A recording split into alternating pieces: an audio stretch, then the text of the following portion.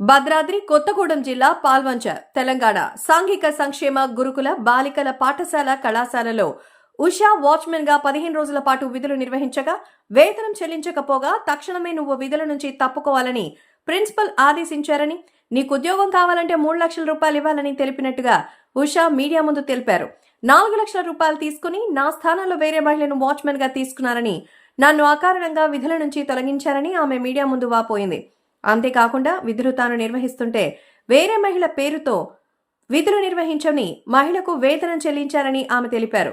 తనకు న్యాయం జరిగే వరకు ధర్నా నిర్వహిస్తానని ఆమె తెలిపారు. ఈ విషయమై ప్రిన్సిపల్ ను వివరణ కోరేందుకు ప్రయత్నించగా ఆమె నిరాకరించారు.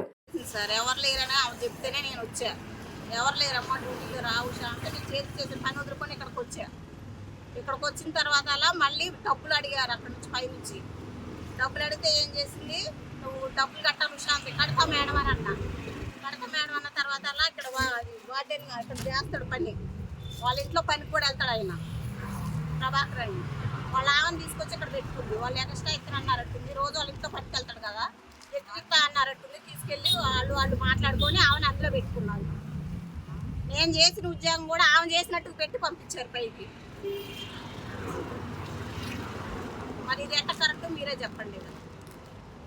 ఇక మళ్ళీ 5 రోజులు నేను ఒక్క రోజు కూడా ఆమె చేయలేదు. 5 రోజులు నేను చేయలేదని ఆమె పేరు వేసి హెచ్ఆర్ఎంఎస్లో ఆమె పేరు పెట్టింది. అసలు ఎట్ట పెట్టింది ఆమె పేరు, ఎట్ట పెట్టింది చెప్పండి.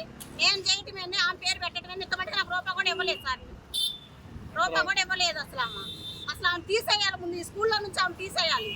చెప్తాను కదా, ఆమె అసలు ఉంచొద్దు. ఇక్కడ టార్చర్లు మేడలు టార్చర్ పెట్టింది, ప్రతి ఒక్కరిని టార్చర్ పెట్టిద్దామా.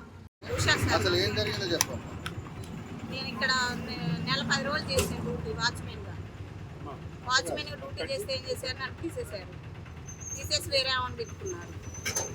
ఏం చేస్తే ఆమె పేరు హెచ్ఆర్ఎంఎస్లో పెట్టారు. అది ఎట్ట కరెక్ట్ మీరు చెప్పండి. 3 లక్షలు అడిగింది నన్ను. నేను బంగారం అంతా తాకట్టు పెట్టి కూడా తీసుకొచ్చే డబ్బులు వాళ్ళు ఎక్స్ట్రా ఇస్తారంటే వాళ్ళ డబ్బు వాళ్ళ దగ్గర తీసుకొని నన్ను ఉద్యోగంలో తీసేసింది. నా 2 పిల్లలు కూడా గురుకులాలోనే చదువుతున్నారు. నాకేమీ లేక నీకు అసలు ఏమీ లేదే, నీకు ఉద్యోగం కావాలని నన్ను తీసేసింది ప్రిన్సిపాల్.